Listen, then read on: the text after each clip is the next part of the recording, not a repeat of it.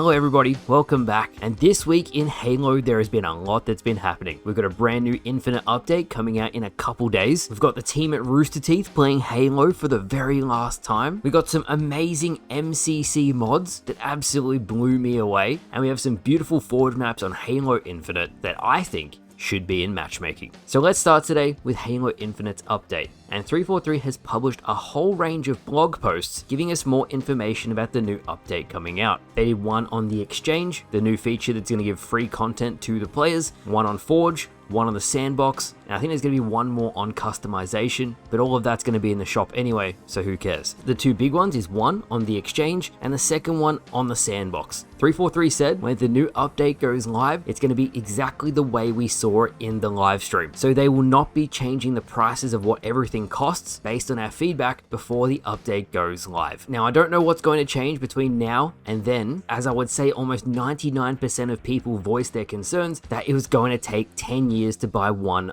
item. 343 said they want us to give feedback once it's live. I don't expect people's opinions to change all that much, but that's what they said. Second, the sandbox blog. And we know that 343 is changing numerous weapons in the sandbox. They actually gave us specifics of what is actually changing. First of all, there's a whole bunch of changes to Firefight, just quality of life fixes. I'll put an image up on screen now so you can see them. We have the respawn cameras, and yes, 343 is finally fixing them, which means when you die, you can actually move the camera around the way you want to. This was a feature in the campaign, but not the multiplayer. So finally, it's being added to multiplayer as well. Beyond that, 343 is fixing the skewer, how fast you can drop a weapon, and now the game will more accurately display when a vehicle is going to explode. In terms of weapons, and this is where it's going to divide people a lot, 343 is nerfing the sidekick, and they said it was a very tiny nerf. It really isn't. On screen it says rounds per second decrease from 6.6 to 5.6, and someone actually did a visual test of what this is going to look like. Again, I'm not going to judge it until it goes live, but I feel at this speed the assault rifle is going to completely outplay the sidekick, and in a majority of sidekick assault rifle start games, the sidekick is nowhere near going to be as useful as it was before. It's funny because a lot of these changes are actually Husky Raid specific. That's why 343 is again nerfing the gravity hammer, the cinder shot, even the sniper. When you pick it up, it'll be ready to fire faster, is most useful in Husky Raid. The last weapon very quickly is the spike grenade. It will now no longer explode in midair. It'll have to connect to a surface before it blows up. Now this brings us to the Master Chief Collection, and there was a modding showcase the other day, and if you have not checked it out, I'm going to link it down in the description below, but there are so many cool things the Halo community is working on. I thought it was awesome. Now I can't show you the whole showcase or we would be here for half an hour, so on screen is Halo Combat Evolved Plus, the definitive version of the game, featuring all new weapons, some returning weapons, some stuff from the 1999 build of the game. Shout out to the dig site crew. As you can see on screen, a lot of work has gone into this mod. Even the rapid fire BR, it looks sick. There was even mods for Halo 2 Anniversary, and on screen you're watching Simple Halo. A version of this was on Halo Infinite where they stripped down all of the graphics to a very basic model, and here's the Halo 2 Anniversary version of it. Playable elites, by the way. This is by Chunky Bean, and I cannot wait till this releases. I really want to try it out. Now while I'm talking about MCC mod, the Battlefront team has also released their brand new map Utapau. Anyone who's a Star Wars fan will instantly recognize this map from Star Wars Battlefront 2.